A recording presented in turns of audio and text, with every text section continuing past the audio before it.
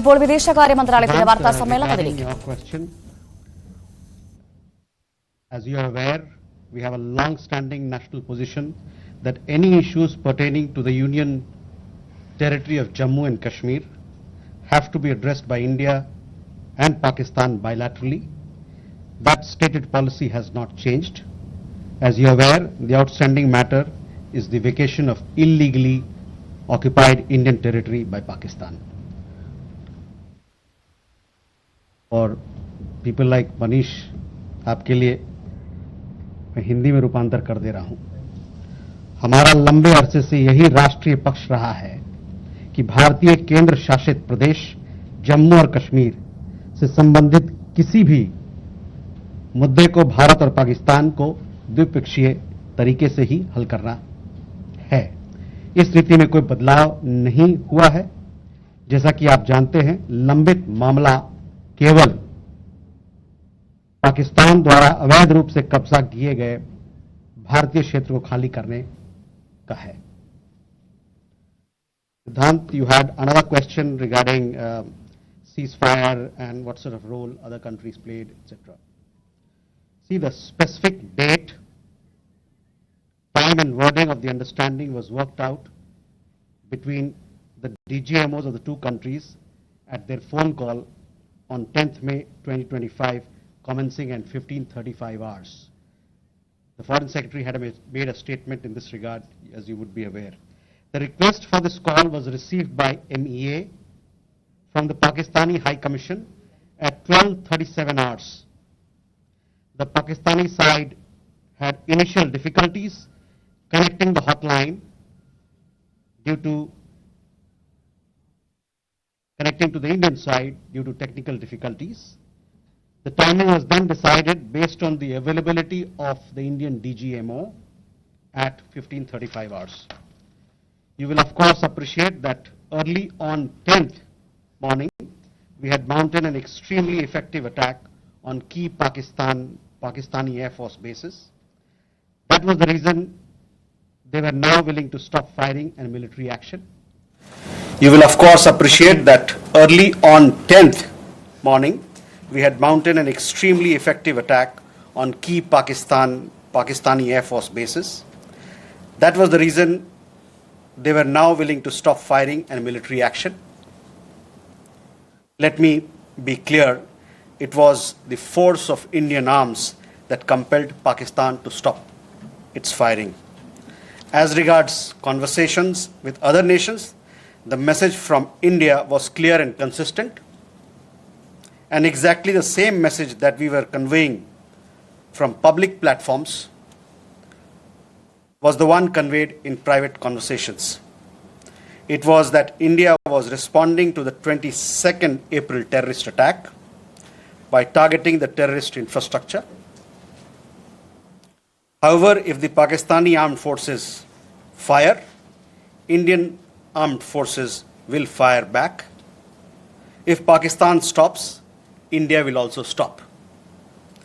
This was also the message that was conveyed to the Pakistani side at the time of the commencement of Operation Sindoor, which was not heeded to by the Pakistani side at that time. It is natural that many foreign leaders who heard this from us would have shared it with their Pakistani interlocutors. Jessica, you had a question on IWT. The other day you saw that after the CCS decision, this Indus Water Treaty has been put in abeyance. I would also like to take you back a little. The IWT, the Indus Water Treaty, was concluded in the spirit of goodwill and friendship as specified in the preamble of the treaty. However, Pakistan has held these principles in abeyance by its promotion of cross-border terrorism for several decades now. Now, as per CCS decision that I referred to of 23rd April, India will keep the treaty in abeyance until Pakistan credibly and irrevocably abjures its support for cross-border terrorism. Please also note that climate change, demographic shifts, and technological changes have created new realities on ground as well.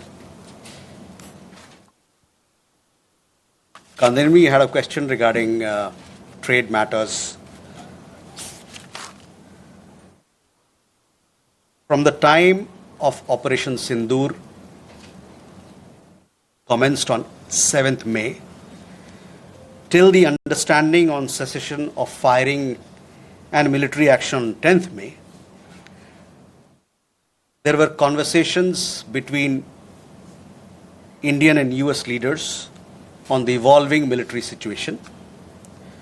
The issue of trade did not come up in any of these discussions.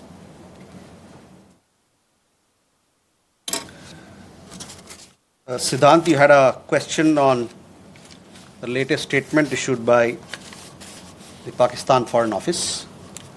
We have seen the statement made by the Pakistani side that a nation which has nurtured terrorism on an industrial scale should think that it can escape the consequences is fooling itself.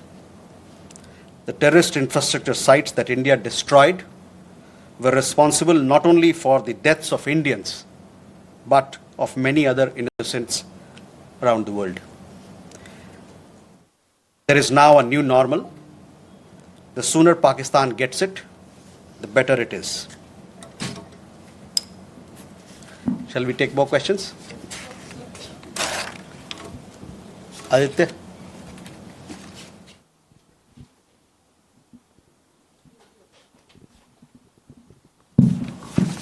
Mr. Jaiswal, I have two quick questions. One, that some of the Indian diplomats who have given interviews abroad have said that India has electronic intercepts and gathered intelligence linking to Pahalgam attackers to the handlers, and they have been planning more attacks. So have you given any kind of this evidence to the foreign attaches and diplomats that were briefed today, and in the context of ambassadors also that were briefed earlier? And yeah, that's about it. Mega?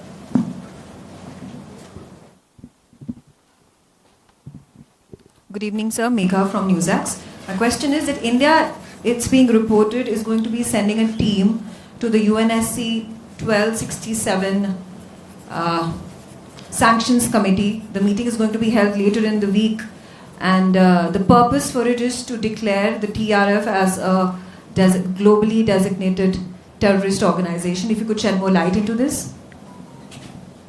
Okay. Rishabh?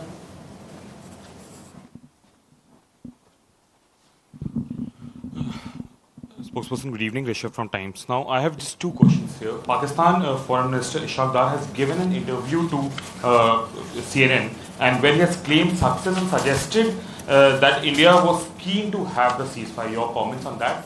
Also, there are a lot of buzz on social media as well as in various international media about nuclear leakage in Pakistan. Can you shed some light on that as well?